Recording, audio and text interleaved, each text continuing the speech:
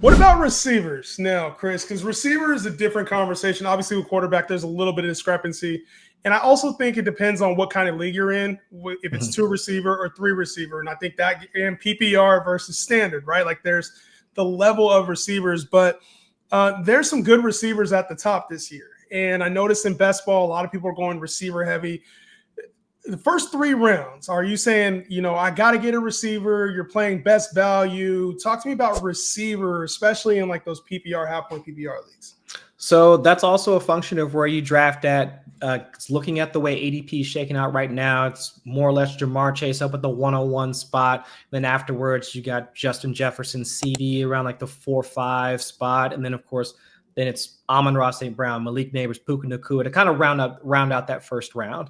So if you wind up drafting at the top end of the order, grabbing one of Jamar, Justin Jefferson, CD, have no issues with that. Each of them have the profile requisite of being a top 5-ish pick, just given their workload, the offenses that they're a part of, their relative target shares. No issues with that whatsoever. Once you get to the back end, now you're starting to think about, well, what are their situations? You think about Malik Neighbors having to play with Jackson Dart. Think about Puka Nacua having to play in an offense essentially by himself, or like working alongside Devontae Adams with Matthew Stafford, who's getting a little bit older. So now their situations and their offenses become a larger part of, do you really want to invest in them? Nico Collins with CJ Stroud and that banged up offensive line. I mean, you start to think about that type of stuff. But their individual profiles are the ones where I don't mind stacking them. If I have a 10, 11, 12th pick, starting my league or starting my draft with, let's say, Brian Thomas Jr. and AJ Brown. Lord have mercy. Love it. I mean, you can do that at this point, and then wind up getting a decent running back. Let's say in the 3rd round, you can wind up picking Chase Brown as your starting running back. That is a fire start in my opinion. I absolutely love, especially the back end where those receivers are going. I feel like Drake London, AJ Brown, Brian Thomas, they're getting pushed down the draft board. We're actually starting to see Amon-Ra St. Brown start to get pushed down the draft board a little bit as well.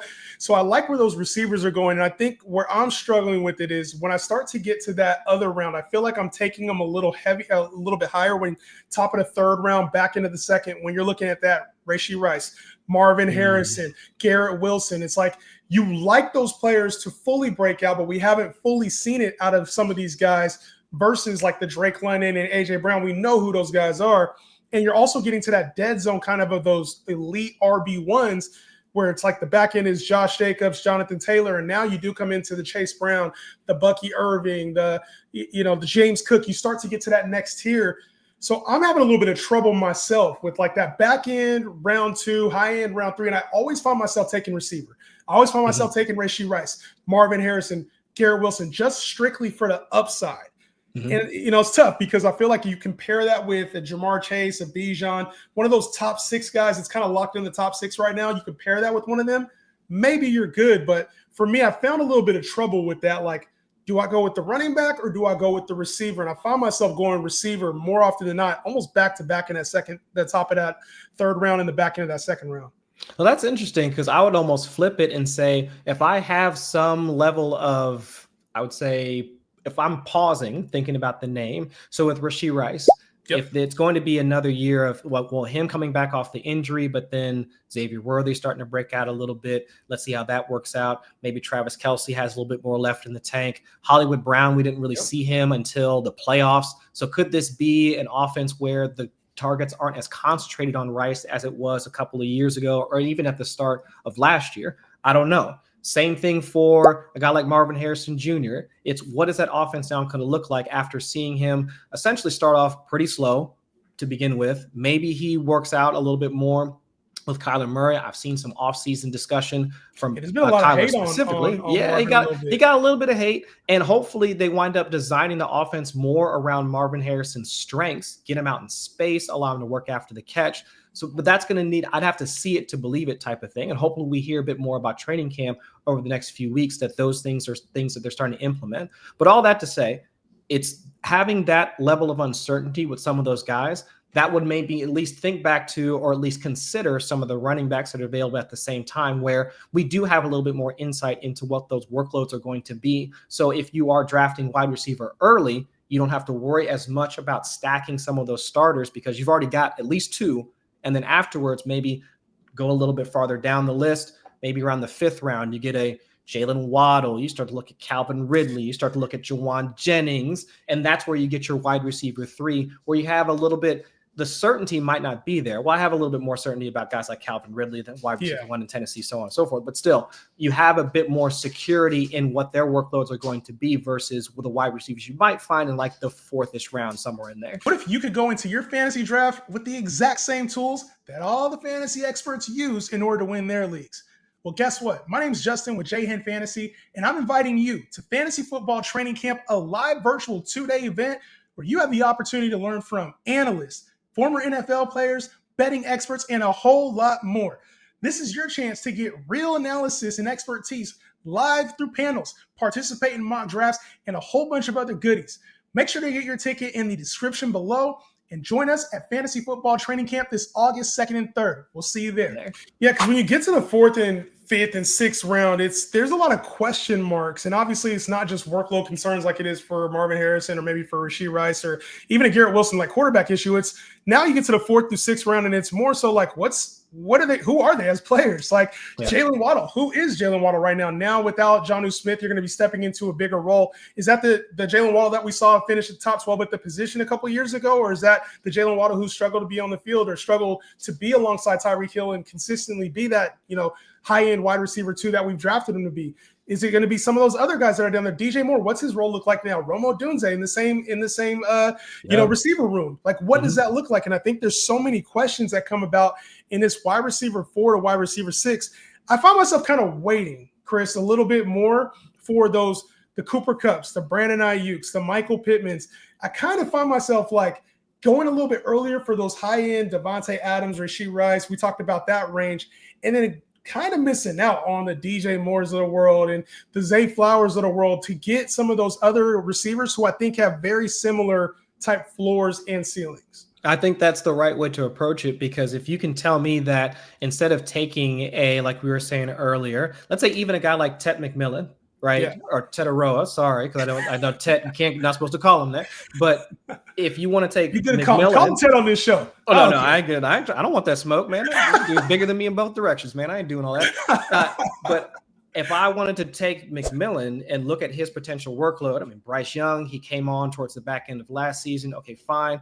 Ted, or McMillan rather, he's going to get the lion's share of the work there. But if I want to compare him price sensitive, right, keeping his ADP in mind, let's say compare his situation to, let's slide down a bit and say, well, why do I have to draft him when I could take somebody like, I don't know, Jacoby Myers, that I know is going to get a decent amount of targets from Geno Smith? Why do I have to take him when I can take Deebo Samuel, who we know is going to be at least a legitimate, I mean, he's got to work off a little bit of that weight based off that video we saw last month, but still working with Jaden Daniels, or even Khalil Shakir, who is more or less the de facto wide receiver 1 to Josh Allen. I can name off probably 3, 4, 5 names going about 1 to 2 rounds later than some of those guys that we've just artificially pushed into that 4th, 5th round, where I can start to poke holes in what they could be farther into the season, or what their end of season ADP is actually going to look like. Where for a lot of those guys, a lot of the other guys that are getting drafted 5th round, 6th round, I don't really have the same concerns. And also I'm getting a discount on them as well. So I look at a lot of those other guys, Ricky Pearsall, Jaden Reed, Stephon Diggs, assuming he's coming back from the ACL tear. I mean, a lot of those other guys, like, I don't really have the same amount of concern with them. I know what they are. I can project what their workloads are going to be, and I don't have to pay those same prices as the other guys. Zay Flowers, I mean, George Pickens, I don't have to pay the same prices. Yep. I would rather just find the running back or tight end or quarterback that's getting taken the same round, and then just wait later and grab some of those other wide receivers that I don't really have the same amount of concern for. That's where I'm at. And I think that's why I find myself kind of reaching on receivers, because I feel like there's so many receivers in those ranges that I kind of like. You talked about like Calvin Ridley.